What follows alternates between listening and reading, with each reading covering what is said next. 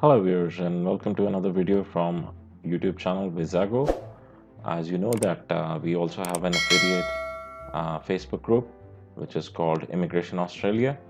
Now in this video we are talking about immigration to Australia, some of the basic questions and queries which I've been getting on the YouTube channel itself as well as on the Facebook group. So I'll try to answer some of the questions while taking you through this process. Now, I can understand that immigration can be quite a complicated and daunting process for somebody who has not done that before. Now, having done this myself some time back, and based on countless number of people that I've guided through this process, I'm going to take you through some of the basic processes that are involved in immigrating to Australia. Before you go to any of the consultants, before you apply for the visa itself, for immigrating to Australia, I would recommend that you go through this video that will clear some of your concepts about the immigration process itself and how it works, how your case is evaluated by the immigration officers, and then what can you expect in terms of the time frame.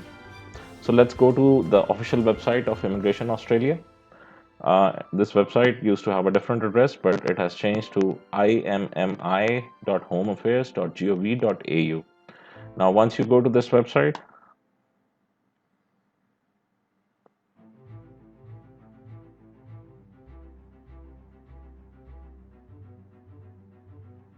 it opens up a page like this. So what you have to do is that you go to the visas, and then you say that I need a visa to be working in Australia. Now, there are different streams of work. You can either be working for your own self, like as an entrepreneur, or you can be working as a skilled worker. Now, there you go. So it has given you different options: regional migration, visas for innovation, short stay work visas, temporary work visas, permanent work visas, skilled occupation list, skill select, which is a tool which the Australian immigration uses to assess your expressions of interest. Like when you tell them that you want to apply for a visa, you have to go through skill select, where they evaluate your application and then invite you to apply. So earlier it used to be that you were gathering all the information and then you applied on the website at once, and then they would tend to respond back to you after 6 months or something. Now they have divided this whole process into two steps. The first step is that based on your information, based on your understanding of your case, you submit an expression of interest where they will evaluate your case, and based on their evaluation of your case, you will be then invited to apply for the visa itself. So at the time of expression of interest, you don't have to give too many documents. There are very few things, if any, which you need to submit. But when your case is evaluated, basically your case is ranked against other applicants who are intending to apply to Immigration Australia and how the job situation is in Australia. So based on that, those two factors, they give you the invitation, they call you up for applying for a visa, and then once they call you up to apply for a visa, they ask you to submit all the documents which you have claimed previously, which include your skill assessment. For example, if you're an engineer, your skill assessment will be from Engineers Australia, and that will include your language test scores. So for example, TOEFL, you must take general TOEFL exam and score a certain band in order to be eligible for this. And then also they would request you to submit your police clearance certificate, your character certificate from the country of residence. So if you are living in your native country, then you can submit from there. If you are a worker who is working abroad in some other country and living there, for example, at the time I applied for this visa, I was living in UAE. So I submitted a police clearance certificate from UAE. And also they would request you to go to an accredited medical center and get your sort of chest x-ray and some other medical tests done, so that they just want to understand that you're fit physically and that you can work properly if you come to Australia. Then there is an age requirement. You must be under 45 years of age So let's go through the process itself. But we go to the permanent work visas.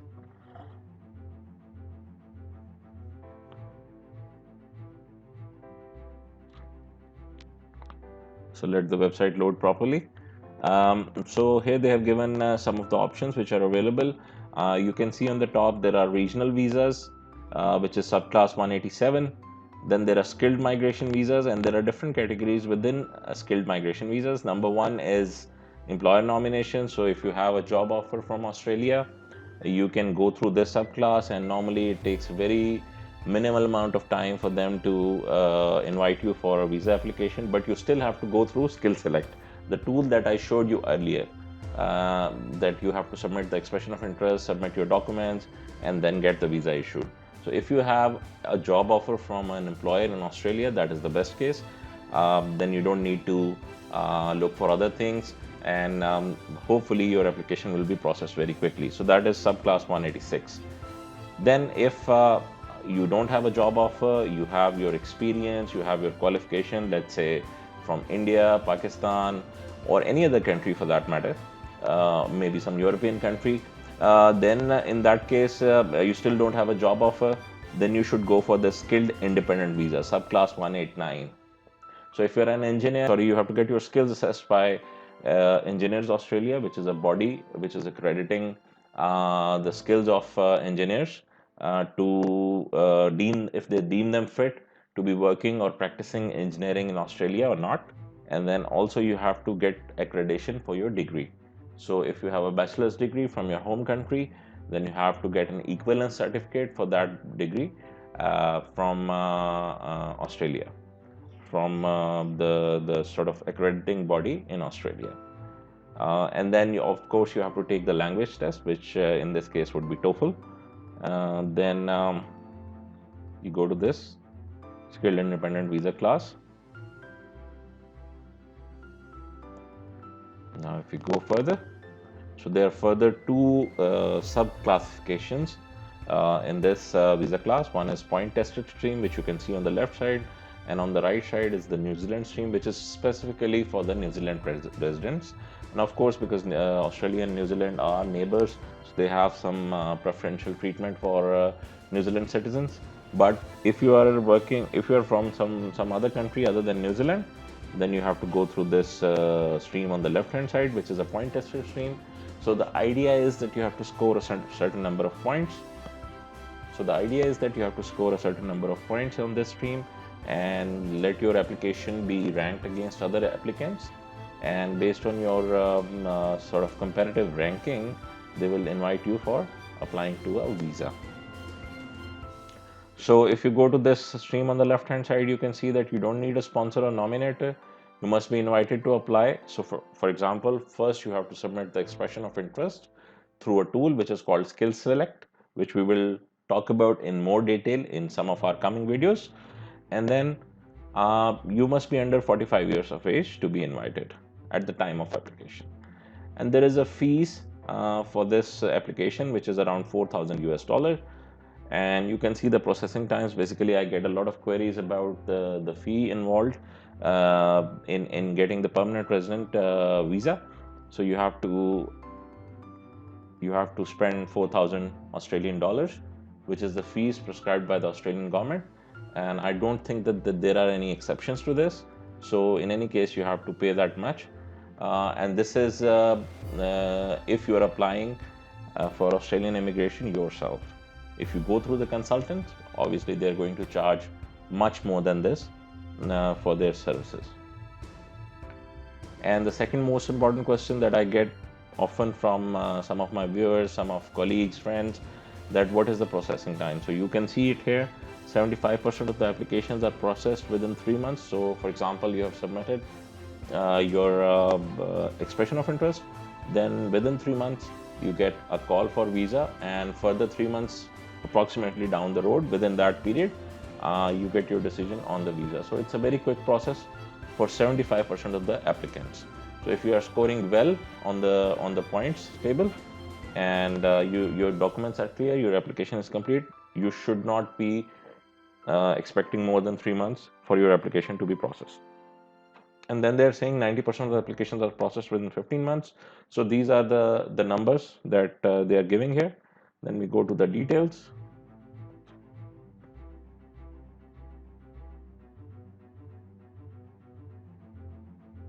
Let's see. So they're telling you that with this visa you can stay in Australia permanently. Basically, what happens is that once you get a PR, you get a visa stamped on your passport. For example, if you're an Indian national or a Pakistani national or wherever you are from, so you get your passport stamped with a PR visa, which is valid for 5 years. So basically, you can stay in Australia permanently. Even if you don't take Australian citizenship, which you can take, by the way, after you spend 4 years, uh, so then you can stay there permanently with that visa. But the only problem is that if you don't take the citizenship, if you come out of Australia, then you have to give them a valid reason why you traveled out of Australia, and you haven't taken the citizenship yet, and then why you would want to come back.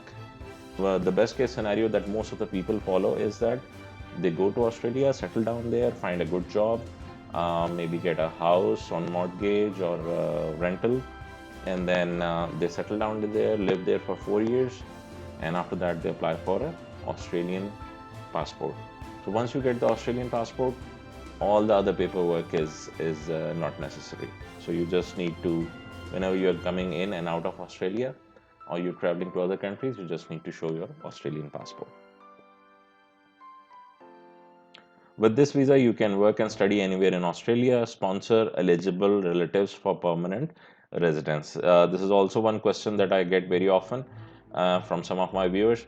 So basically, your close family you can include in the application. So if you're married, your spouse and children, you can include in the application. The idea is that they're going to move together with you, or they can move very quickly with you. So once you are there, maybe within a month or 2 months, you can call them. They will get the visa at the same time as you are getting the visa, and you can immediately call them, or you can travel with them as well if you like. Then other relatives that you can sponsor includes your mother, your father, and your wife or your spouse's mother and father. And there is a list of people who are eligible for this, so you can go through that list at a different time. We can discuss that in detail. And then of course, like I said, if you spend enough time in Australia, which I think is 4 years, then you can apply for an Australian citizenship. Now let's check our eligibility criteria for this. Now, be invited to apply. So like I told you, they have divided the immigration process in two steps. Step number one is to submit the expression of interest that you are interested in applying for Australian citizenship. And then the step number two is that once you've submitted the EOI, they are going to evaluate your application based on different points and things that you have claimed. And then you can go through. If you're invited to apply, then you can submit all the documents, and then they can finally actually evaluate your case against the claims that you've made. So basically, EOI or expression of interest, you have to submit in Skill Select, which is a tool from Immigration Australia, which we are going to talk about in our next video. We'll make a separate video on that because that's a very detailed process. You need to have a suitable skills assessment. And for example, like I told you, for engineers, there is Engineers Australia. Similarly, there's a body for accountants, there's a body for marketing people within Australia, which charges a fee along with it takes your credentials, your qualifications, your experience, and everything, and they give you an equivalence of your experience to be able to work in Australia. Be of this age. Like I told you, you have to be less than 45 years of age to be migrating permanently to Australia. Be able to score 65 points or more. Yes, this is a very important point. They have made a sort of points table in which they give you points based on different criteria. Let's go to the points calculator to see what this criteria is. So first of all, they're asking you which visa you want to apply for. will go for skilled independent visa. Based on that, they have given you some further questions. So firstly, you have to select your age group. Let's say I select this one. Then you go to the English language requirements. So I select, for example, superior English, which means that you have to score a certain band in TOEFL, which we can discuss later if needed. Overseas skilled employment, yes. Let's say you haven't worked in Australia before and you have only worked outside Australia. Then in Australia, less than 1 year. Qualifications.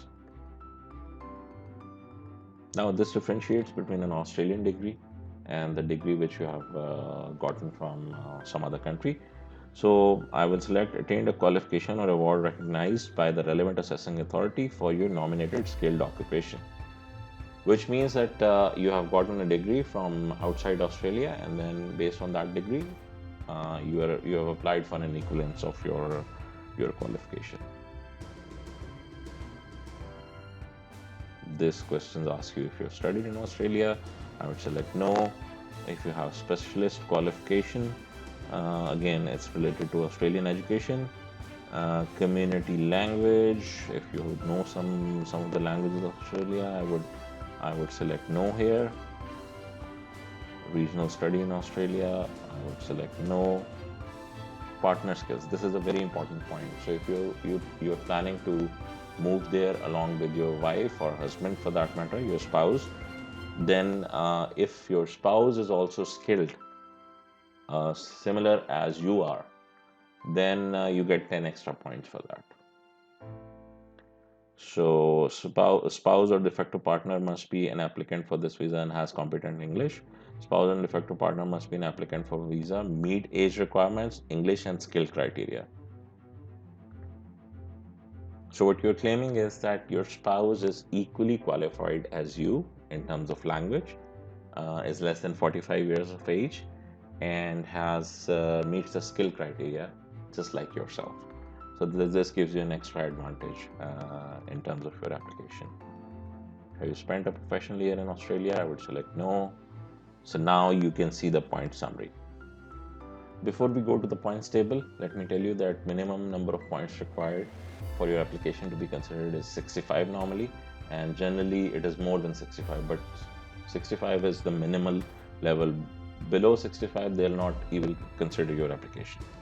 So in this case, you can see that we've gotten 25 points for age, which is good. For English language, 20. That is if you score top-notch bands in TOEFL.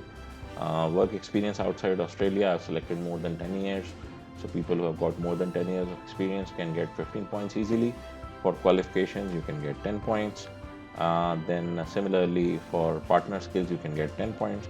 Remember, this is the one that when we said that our partner who's immigrating with us is also equally qualified in terms of his or her skills, and then also in terms of the degree and the language ability. So not only you, basically your spouse will also have to take the test for TOEFL or whatever test, English test you would want to take. So then you can see that at the end of the day, you can score 80 points here. Now, if you do score 80 points, I would say, judging from my own experience and experience of some of my friends who have applied, that there are very good chances that you can get visa for Australia, and then, like I said, it is going to be a permanent visa. You can, once it is stamped on your passport, you can go there and be there for a period of 5 years. And then in those 5 years, if you spend 4 years in Australia continuously or with some small breaks, and you are gainfully employed there, hopefully, then you can apply for Australian citizenship. Then if you go back, so we talked about the points and I showed you the points calculator. Level of English, you need to have a good level of English. You must be on the relevant skill list of eligible skilled occupation. The list is quite broad, but you can go through that list and see if your occupation, for example, engineering, management, marketing, accounting, whatever it is, it falls in this or not.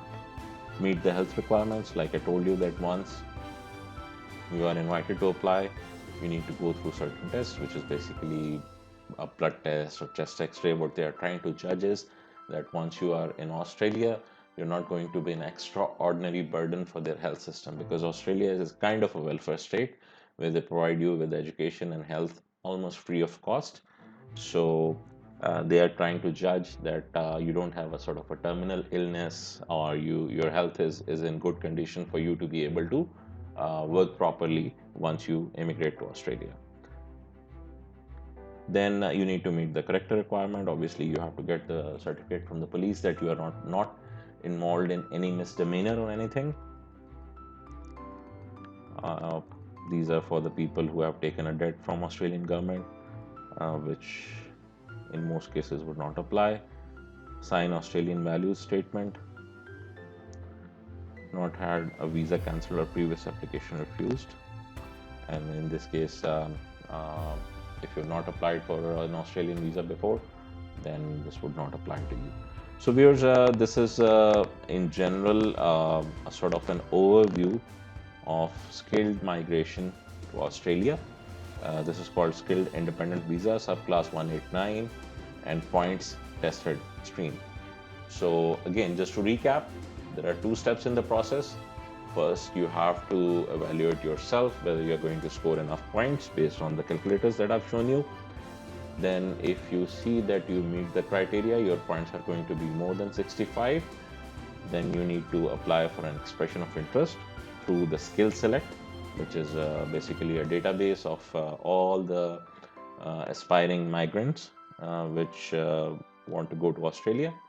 And based on that database, they are going to select your case. Once they have selected your case, you have to submit all the documents based on which you have calculated your points, or based on which you have submitted your application.